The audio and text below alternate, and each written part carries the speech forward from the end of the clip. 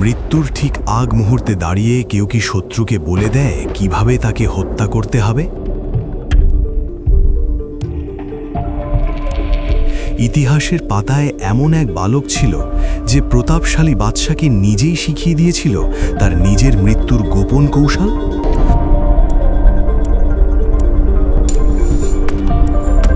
পাহাড়ের চূড়া থেকে ফেলে দিয়েও যাকে মারা গেল না,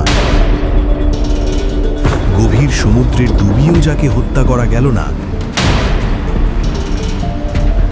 সেই বালক কেন স্বেচ্ছায় নিজেকে তুলে দিল তীরের মুখে? আর কেনই বা দাউ দাউ করে জ্বলা আগুনের গর্তে নিজের কোলের শিশুকে নিয়ে ঝাঁপ দিলেন এক মা? আগুনের লেলিহান শিখার সামনে দাঁড়িয়ে কি কথা বলেছিল সদ্যজাত সেই শিশু? কি এমন শক্তি ছিল যার কারণে হাজারো মানুষ হাসি মুখে নিজেদের পুড়িয়ে মারতে রাজি হলো, কিন্তু মাথা নত করল না? শরীরের লোম খাড়া করা এই সত্য ঘটনাটি জানতে ভিডিওটি শেষ পর্যন্ত দেখুন। বহুকাল আগের কথা, ইয়েমেনের নাজরান নামক এলাকায় এক প্রতাপশালী বাদশাহ রাজত্ব করত। তার ক্ষমতার দাপটে বাঘে মহিষে এক ঘাটে পানি খেত, কিন্তু তার সবচেয়ে বড় অহংকার ছিল সে নিজেকে খোদা বা উপাস্য বলে দাবি করত। প্রজাদের বাধ্য করত তাকে সেজদা করতে, আর এই মিথ্যা প্রভুত্ব টিকিয়ে রাখার জন্য তার ছিল এক ভয়ানক হাতিয়ার, জাদুবিদ্যা। রাজদরবারে একজন বৃদ্ধ জাদুকর ছিল। এই জাদুকর শয়তানি বিদ্যার মাধ্যমে মানুষকে বিভ্রান্ত করত, ভয় দেখাত এবং বাদশাহর ক্ষমতাকে অলৌকিক বলে প্রচার করত। মানুষ ভয়ে এবং অজ্ঞতায় বাদশাহকেই তার রব বলে মেনে নিয়েছিল। শিরক আর কুফরের অন্ধকারে ডুবেছিল পুরো জনপদ। সত্যের আলো তখন নিভু নিভু, কিন্তু আল্লাহ চাইলেন এই ঘোর অন্ধকার দূর করতে, আর সেই পরিবর্তনের সূচনা হল এক মাসুম বাচ্চার হাত ধরে। দিন গড়িয়ে যায়, জাদুকর বার্ধক্যে উপনীত হয়। সে বুঝতে পারল তার মৃত্যুর সময় ঘনিয়ে আসছে। সে বাদশাকে বলল, মহারাজ, আমি বৃদ্ধ হয়েছি, আমার হাড় দুর্বল হয়ে গেছে, আজ বা কাল আমি মারা যাব। কিন্তু আমি মারা গেলে আপনার এই জাদুর সাম্রাজ্য কে সামলাবে? আমাকে একটি বুদ্ধিমান ও মেধাবী বালক দিন। আমি মৃত্যুর আগে তাকে সব জাদুবিদ্যা শিখিয়ে দিয়ে যেতে চাই, যাতে আমার অবর্তমানে সে আপনার রাজত্ব টিকিয়ে রাখতে পারে। বাদশাহ জাদুকরের কথায় রাজি হল। পুরো রাজ্য খুঁজে সবচেয়ে তীক্ষ্ণ বুদ্ধিসম্পন্ন, মেধাবী এবং নিষ্পাপ চেহারার এক বালককে নির্বাচন করা হলো। শুরু হলো বালকের প্রশিক্ষণ। প্রতিদিন সকালে বালকটি তার ঘর থেকে বের হয়ে রাজদরবারে জাদুকরের কাছে যেত জাদু শিখতে। কিন্তু আল্লাহর পরিকল্পনা ছিল ভিন্ন। বালকের যাতায়াতের পথে একটি নির্জন স্থানে ছিল একটি জরাজীর্ণ গির্জা বা উপাসনালয়। সেখানে থাকতেন একজন রাহেব বা সন্ন্যাসী। তিনি ছিলেন হজরত ঈসা আলাইহিস সালামের প্রকৃত অনুসারী, এক আল্লাহর ইবাদতকারী। চারপাশের মূর্তি পূজা আর বাদশাহর উপাসনার ভিড়ে তিনি একাই গোপনে তাওহীদের প্রদীপ জ্বালিয়ে রেখেছিলেন। একদিন জাদুকরের কাছে যাওয়ার পথে বালকটি কৌতূহলবশত সেই সন্ন্যাসীর ঘরের সামনে থামল। ভেতর থেকে ভেসে আসছিল আল্লাহর পবিত্র নাম। বালকটি ভেতরে উঁকি দিল। সন্ন্যাসী তাকে কাছে ডাকলেন। তিনি তাকে শোনালেন এক আল্লাহর কথা, শোনালেন আখেরাত, জান্নাত ও জাহান্নামের কথা। তিনি বললেন, এই বাদশাহ কোনো রব নয়, রব হলেন তিনি যিনি আসমান ও জমিন সৃষ্টি করেছেন। বালকের কচি মনে এই কথাগুলো গেঁথে গেল। জাদুকরের শেখানো শয়তানি মন্ত্র আর সন্ন্যাসীর শেখানো আল্লাহর বাণী, এই দুয়ের পার্থক্য সে সহজেই বুঝতে পারল। তার মন সাক্ষ্য দিল, সন্ন্যাসী সত্যের পথে আছেন। শুরু হলো বালকের এক দ্বৈত জীবন। সে প্রতিদিন ঘর থেকে বের হতো জাদুকরের কাছে যাওয়ার উদ্দেশ্যে, কিন্তু পথে দীর্ঘ সময়ে বসে থাকত সন্ন্যাসীর কাছে। সেখানে সে শিখত ঈমান, আমল আর তাওহীদ। তারপর ছুট জাদুকরের কাছে। দেরি করে পৌঁছনোর কারণে জাদুকর তাকে বেদম প্রহার করত। আবার ফেরার পথে সন্ন্যাসীর কাছে জ্ঞান অর্জন করে বাড়ি ফিরতে দেরি হতো, তখন বাড়ির লোক তাকে বকাঝকা করত। বালকটি এই কষ্টের কথা সন্ন্যাসীকে জানাল। সন্ন্যাসী তাকে একটি কৌশল শিখিয়ে দিলেন। বললেন, বৎস, সত্যের পথে বাধা আসবেই। যখন জাদুকর জিজ্ঞেস করবে কেন দেরি হলো, বলবে বাড়ির কাজে আটকেছিলাম। আর যখন পরিবার জিজ্ঞেস করবে, বলবে জাদুকর আমাকে আটকে রেখেছিল। এভাবেই মিথ্যার সাম্রাজ্যের ভেতরে গোপনে বেড়ে উঠতে লাগল ঈমানের এক চারাগাছ। কিন্তু বালকটির মনে তখনও একটি প্রশ্ন ছিল, সন্ন্যাসীর ধর্মশ্রেষ্ঠ নাকি জাদুকরের বিদ্যা? আল্লাহ তাআলা চাইলেন তার এই সংশয় দূর করতে। একদিন বালকটি রাস্তা দিয়ে যাচ্ছিল। হঠাৎ দেখল মানুষের জটলা, সবাই ভয়ে থরথর করে কাঁপছে। বিশাল এক হিংস্র জানোয়ার, হয়তো সিংহ বা বাঘ, রাস্তার মাঝখানে বসে আছে। ভয়ে কেউ এগোতে পারছে না, পুরো চলাচল বন্ধ। বালকটি ভাবল, আজই পরীক্ষার দিন। আজ আমি জানব আল্লাহর কাছে কে বেশি প্রিয়, সন্ন্যাসী নাকি জাদুকর। সে রাস্তা থেকে একটি সাধারণ পাথর কুড়িয়ে নিল। তারপর আকাশের দিকে তাকিয়ে মনে মনে দোয়া করল, হে আল্লাহ, যদি জাদুকরের চেয়ে সন্ন্যাসীর আদর্শ তোমার কাছে বেশি সত্য ও পছন্দনীয় হয়, তবে এই পাথর দিয়ে এই হিংস্র পশুটিকে হত্যা করো এবং মানুষের চলাচলের পথ খুলে দাও।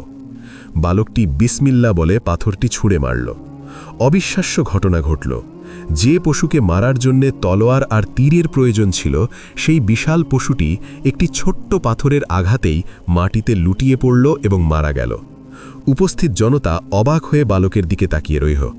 বালকটি বুঝতে পারল, সন্ন্যাসীর পথই সত্য, জাদুর কোনো ক্ষমতা নেই, সমস্ত ক্ষমতা মহান আল্লাহর। সেই ঘটনার পর বালকটির খ্যাতি ছড়িয়ে পড়ল, কিন্তু সে জানত এই অলৌকিকতা তার নিজের নয়। সে সন্ন্যাসীর কাছে গিয়ে সব খুলে বলল।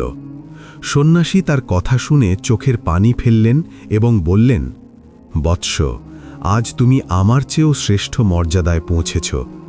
আল্লাহ তোমাকে কবুল করেছেন। তবে মনে রেখো, সত্যের পথে এখন তোমাকে কঠিন পরীক্ষার মুখোমুখি হতে হবে। আর যখন তুমি বিপদে পড়বে, খবরদার আমার কথা কাউকে বলো না। বালকটি মানুষের সেবা শুরু করল। আল্লাহর হুকুমে তার দোয়ায় জন্মান্ধ ব্যক্তি দৃষ্টিশক্তি ফিরে পেত, কুষ্ঠরোগী সুস্থ হয়ে যেত। দূর দূরান্ত থেকে মানুষ তার কাছে আসত। কিন্তু চিকিৎসা শুরুর আগে সে একটি শর্ত দিত। সে বলতো, আমি কাউকে সুস্থ করতে পারি না, আরোগ্য দেওয়ার মালিক একমাত্র আল্লাহ। তোমরা যদি সেই এক আল্লাহর ওপর ঈমান আনো এবং মূর্তি পূজা ও বাদশার পূজা ছাড়ো, তবেই আমি তোমাদের জন্য দোয়া করব। অসংখ্য মানুষ তার হাতে ঈমান আনতে শুরু করল। বাদশার এক বিশেষ সভাসদ বা মন্ত্রী ছিলেন, যিনি অন্ধ হয়ে গিয়েছিলেন। তিনি অনেক দামি উপহার নিয়ে বালকের কাছে এলেন। বললেন, তুমি যদি আমাকে ভালো করে দাও, তবে এই সব সম্পদ তোমার। বালকটি হাসল। সে বলল, আমি তো কাউকে ভালো করতে পারি না, ভালো করেন আল্লাহ। আপনি যদি আল্লাহর ওপর ঈমান আনেন, আমি দোয়া করব। মন্ত্রী রাজি হলেন এবং এক আল্লাহর ওপর ঈমান আনলেন। বালকের দোয়ায় আল্লাহ তার দৃষ্টিশক্তি ফিরিয়ে দিলেন। মন্ত্রী নতুন এক পৃথিবী দেখলেন, কিন্তু তার অন্তরের চোখও খুলে গেল। পরদিন মন্ত্রী রাজ দরবারে গেলেন। বাদশাহ তাকে দেখে অবাক হয়ে বলল, তোমার দৃষ্টিশক্তি কে ফিরিয়ে দিল? মন্ত্রী নির্ভীক কণ্ঠে উত্তর দিলেন, আমার রব। বাদশাহ বলল, আমি তো তোমাকে সুস্থ করিনি। মন্ত্রী বললেন, না, আপনি নন, আমার এবং আপনার রব আল্লাহ, যিনি আসমান ও জমিন সৃষ্টি করেছেন। শুরু হলো নির্যাতনের স্টিম রোলার। বৃদ্ধ মন্ত্রীর ওপর অমানুষিক নির্যাতন চালানো হলো। শেষ পর্যন্ত যন্ত্রণার মুখে মন্ত্রী বালকের নাম বলে দিলেন। বাদশার সৈন্যরা বালকটিকে ধরে আনল। বাদশাহ তাকে বলল, ওহে বালক, আমি শুনেছি তোমার জাদু নাকি এখন অন্ধ ও কুষ্ঠরোগীদের ভালো করে দিচ্ছে। বালক শান্ত কণ্ঠে বলল, আমি কাউকে ভালো করি না, আরোগ্য দেন একমাত্র আল্লাহ। আবার সেই একই উত্তর। বাদশার অহংকারে আঘাত লাগল। বালককে নির্যাতন করা হলো। এক পর্যায়ে বালকটি সেই বৃদ্ধ সন্ন্যাসীর কথা বলে দিল। সৈন্যরা সন্ন্যাসীকে ধরে আনল। বাদশাহ হুকুম দিল, তোমার ধর্ম ত্যাগ করো। সন্ন্যাসী দৃঢ়তার সাথে বললেন, জীবন দেব, তবু ঈমান দেব না। বাদশাহ জল্লাদদের হুকুম দিল। একটি করাত আনা হলো। সন্ন্যাসীর মাথার মাঝখানে করাত রেখে চিরে তাকে 2 টুকরো করে ফেলা হলো। রক্তে ভেসে গেল রাজদরবার, কিন্তু তিনি শব্দটিও করলেন না। এরপর মন্ত্রীর পালা। তাকেও একই প্রস্তাব দেওয়া হলো। তিনিও ঈমান ছাড়তে অস্বীকার করলেন। তাকেও করাত দিয়ে চিরে হত্যা করা হলো। এবার বাকি রইল সেই বালক। বাদশাহ ভাবল, একে তো সহজে মারা যাবে না, একে এমনভাবে মারতে হবে যেন মানুষ ভয়ে কাঁপে। সে কিছু সৈন্যকে নির্দেশ দিল, একে নিয়ে যাও সবচেয়ে উঁচু পাহাড়ের চূড়ায়। যদি সে ধর্ম ত্যাগ করে ভালো, নতুবা ওপর থেকে নিচে ফেলে দাও। সৈন্যরা বালককে নিয়ে পাহাড়ের চূড়ায় উঠল। নিচে তাকালে মাথা ঘুরে যায়। বালকটি আকাশের দিকে তাকিয়ে দোয়া করল, হে আল্লাহ, তুমি যেভাবে ইচ্ছা আমাকে এদের হাত থেকে রক্ষা করো। হঠাৎ পাহাড় প্রচণ্ডভাবে কেঁপে উঠল, থরথর করে কাঁপতে লাগলো পাথর। সৈন্যরা ভারসাম্য হারিয়ে পাহাড় থেকে নিচে পড়ে চূর্ণ বিচূর্ণ হয়ে গেল। কিন্তু বালকটি অক্ষত অবস্থায় ধীরে ধীরে হেঁটে আবার রাজদরবারে ফিরে এলো। বাদশাহ তাকে দেখে ভূত দেখার মতো চমকে উঠল। তুমি ফিরলে কিভাবে? আমার সৈন্যরা কোথায়? বালক মুচকি হেসে বলল, আল্লাহ আমাকে রক্ষা করেছেন আর তাদের ধ্বংস করেছেন। বাদশাহ এবার আরও কঠিন পরিকল্পনা করল। সে হুকুম দিল, একে একটি বড় নৌকায় করে গভীর সমুদ্রে নিয়ে যাও, মাছ দরিয়ায় ফেলে দিয়ে এসো। সৈন্যরা তাকে নিয়ে গেল। উত্তাল সমুদ্রের মাঝে বালক আবার সেই দোয়া করল, হে আল্লাহ, তুমি যেভাবে চাও আমাকে রক্ষা করো। সমুদ্রে বিশাল ঢেউ উঠল, নৌকা উল্টে গেল, সব সৈন্য ডুবে মারা গেল। কিন্তু আল্লাহ বালকটিকে রক্ষা করলেন। সে পানির ওপর দিয়ে হেঁটে বা অন্য কোনো উপায়ে আবার বাদশার সামনে হাজির হল। বাদশাহ এবার দিশেহারা, তার সব শক্তি, সব কৌশল ব্যর্থ। সে বুঝতে পারছে না এইটুকু বাচ্চার সাথে সে কেন পারছে না। তখন বালকটি বাদশাকে বলল, ওহে বাদশাহ, তুমি আমাকে হত্যা করতে পারবে না যতক্ষণ না আমি যা বলি তা তুমি করো।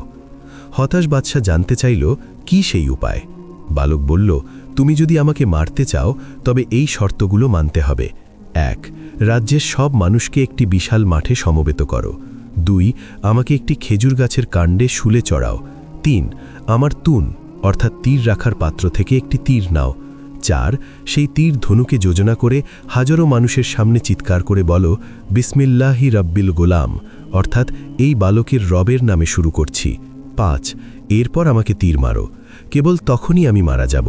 বাদশা ভাবল, মাত্র একটা বাক্যই তো, এই আপদ বিদায় করতে এটুকু বলাই যায়। সে বিশাল ময়দানে লক্ষ লক্ষ মানুষ জড়ো করল। বালককে শুলে চড়ানো হলো। পিনপতন নীরবতা, সবাই তাকিয়ে আছে তাদের প্রিয় বালকের দিকে। বাদশাহ ধনুকে তীর লাগাল, তারপর মাইকের মতো উচ্চস্বরে চিৎকার করে বলল, বিসমিল্লাহি রাব্বিল গোলাম। তীর ছুটে গেল, সোজা গিয়ে বিঁধল বালকের কানের পাশে। বালকটি তার হাতটি ক্ষতের উপর রাখল এবং শাহাদাতের অমীয় সুধা পান করে মৃত্যুর কোলে ঢলে পড়ল। দৃশ্যত বাদশাহ জিতল, বালকটি মারা গেল। কিন্তু আসলে ঘটল উল্টো ঘটনা। উপস্থিত লক্ষ লক্ষ জনতা যখন দেখল বাদশার নিজের কোনো ক্ষমতা নেই, বাদশাকে মারতে হলেও বালকের রবের নাম নিতে হয়, তখন তাদের চোখের পর্দা সরে গেল। তারা সমস্বরে চিৎকার করে উঠল, আমান্না বিরাব্বিল গোলাম, আমান্না বিরাব্বিল গোলাম, অর্থাৎ আমরা ঈমান আনলাম এই বালকের রবের ওপর, আমরা বিশ্বাস করলাম আল্লাহর ওপর। বাদশার সভাসদরা দৌড়ে এসে বলল, মহারাজ, আপনি যা ভয় পাচ্ছিলেন তাই হয়েছে। বালকের মৃত্যুতে মানুষ ভয় পায়নি, বরং সবাই মুসলমান হয়ে গেছে। পরাজিত বাদশা হিংস্র হয়ে উঠল। তার অহংকারের পতন সে মেনে নিতে পারল না। সে হুকুম দিল, শহরের মোড়ে মোড়ে বিশাল গর্ত বা উখদুদ খনন করো, তাতে কাঠ জড়ো করে দাউ দাউ করে আগুন জ্বালাও। ঘোষণা দেয়া হলো, যে ব্যক্তি তার নতুন ধর্ম ত্যাগ করে আবার আমাকে খোদা মানবে না, তাকে জীবন্ত এই আগুনে ফেলা হবে। শুরু হলো ইতিহাসের এক নির্মম অধ্যায়। দাউ দাউ করে জ্বলছে আগুনের লেলিহান শিখা। ঈমানদার নারী, পুরুষ, বৃদ্ধদের ধরে আনা হলো। সৈন্যরা বলল, ঈমান ছাড়ো। তারা বলল, আল্লাহ এক। ধাক্কা দিয়ে ফেলে দেওয়া হলো আগুনের গর্তে। এক একজন করে মানুষ পুড়ছে, কিন্তু কেউ ঈমান ছাড়ছে না। শরীরের চামড়া পুড়ে যাচ্ছে, কিন্তু অন্তরের ঈমান ইস্পাতের মতো শক্ত। ভিড়ের মধ্যে এক মা দাঁড়িয়েছিলেন। তার কোলে ছিল সদ্যজাত এক দুগ্ধপোষ্য শিশু। মা আগুনের গর্তের কিনারে এসে থমকে দাঁড়ালেন।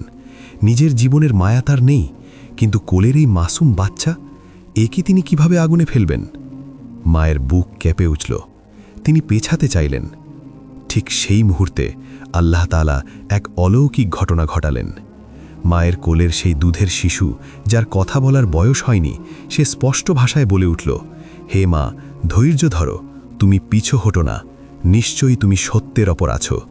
এই আগুন তো কেবল দুনিয়ার, জান্নাতের শান্তি এর চেয়ে অনেক বেশি। শিশুর মুখে এই কথা শুনে মায়ের সব দ্বিধা কেটে গেল। তিনি সন্তানকে বুকে জড়িয়ে ধরে হাসি মুখে আগুনের গর্তে ঝাঁপ দিলেন। দুনিয়ার আগুন তাদের শরীর ভস্ম করে দিল ঠিকই, কিন্তু তাদের রূহ তখন জান্নাতের সবুজ পাখি হয়ে উড়ে গেল। প্রিয় দর্শক, জালিম বাদশা ভেবেছিল সে আগুন দিয়ে সত্যকে জ্বালিয়ে শেষ করে দেবে, কিন্তু সে জানত না ঈমানের আগুন নেভানো যায় না। সেই গর্তে যারা শহীদ হয়েছিলেন, কুরআনে আল্লাহ তাদের সফল কাম বলেছেন, আর সেই অত্যাচারী বাদশাও তার বাহিনীকে আল্লাহ ধ্বংস করে দিয়েছিলেন এবং পরকালে তাদের জন্য প্রস্তুত রেখেছেন জাহান্নামের ভয়াবহ আযাব। আজকের এই ঘটনা আমাদের শেখায়, পরিস্থিতি যত কঠিনই হোক, বাতিলের সামনে মাথা নত করা যাবে না। যুগে যুগে ফেরাউন, নমরুদ আর এই বাদশার মতো জালিমরা আসবে, কিন্তু বিজয়ী হবে আসহাবে উখদুদের মতো ঈমানদাররাই। আমাদের জীবন, আমাদের মৃত্যু সবই একমাত্র আল্লাহর জন্য। আল্লাহ আমাদের সেই বালকের মতো মজবুত ঈমান নসিব করুন, যেন আমরা বলতে পারি জীবন দিতে পারি, কিন্তু ঈমান দিতে পারি না।